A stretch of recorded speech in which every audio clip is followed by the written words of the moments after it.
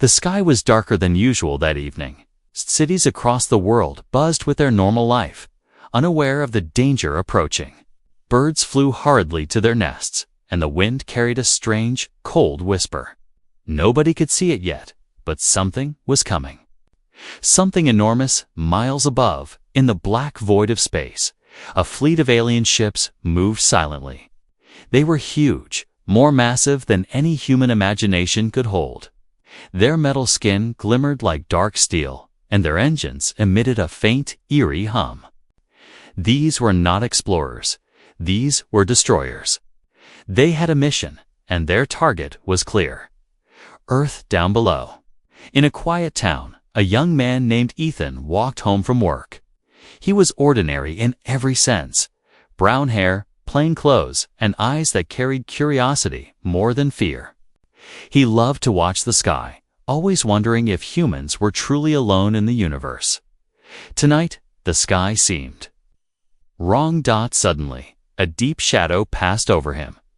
Ethan looked up, his breath caught in his throat. Hundreds of massive alien ships blocked the stars. They hung in the sky like silent predators, unmoving but full of threat. Panic spread across the town. Cars screeched, people screamed, and children clung to their parents. No one knew what to do. From one of the ships, a loud mechanical voice echoed across the city. It was not a language humans could understand, yet it carried power. It was not just heard, it was felt, vibrating in the chest like a warning drum. Earth will be destroyed. The crowd froze. Heartbeats raced. Governments scrambled, launching jets into the sky, but the alien fleet was untouchable. Missiles fired and disappeared against an invisible shield. Fear gripped every human like a living thing. Ethan, however, did not run. He stood still, staring at the largest ship descending slowly toward him. A glowing beam of light shot down from its base, targeting the empty street where he stood. The ground shook. People screamed. In that moment, Ethan felt a strange calm inside him, as if something knew he was meant to face this. The beam stopped just above him. A figure emerged from the light, tall and sleek, with smooth metallic skin that reflected the city lights. Its eyes glowed like molten gold.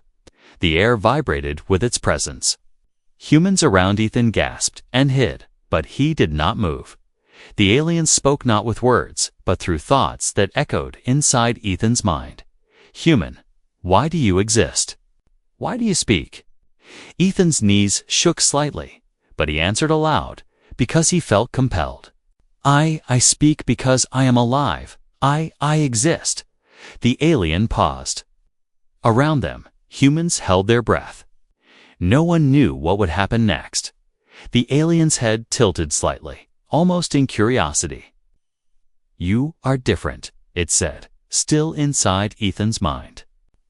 All humans are weak, violent, destroyers. Yet you speak. Why? Ethan swallowed. His mind raced. He had no answers that could satisfy an alien warship, but he felt something deep inside, a spark of courage. I don't know, he said simply. Humans make mistakes, but we also try. We fight for each other. We care. A loud hum filled the air. The alien fleet seemed to pause. Beams of energy flickered, engines shifted, but no attack came. The other aliens aboard the ships were communicating silently, their thoughts sharp, fast, almost too much for a human mind to grasp. Then the unthinkable happened. From the crowd, a missile fired at the closest ship. In an instant, it melted into nothing. Ethan's eyes widened. The aliens were not just powerful.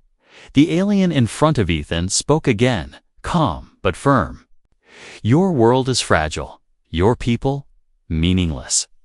Yet your voice, it is unusual. Speak more. Tell me why Earth should exist. Ethan took a deep breath. His voice shook but carried across the empty street. Because humans can learn. We can change. We can be better. We fight, even when we fail. And sometimes we surprise even ourselves. Isn't that worth something?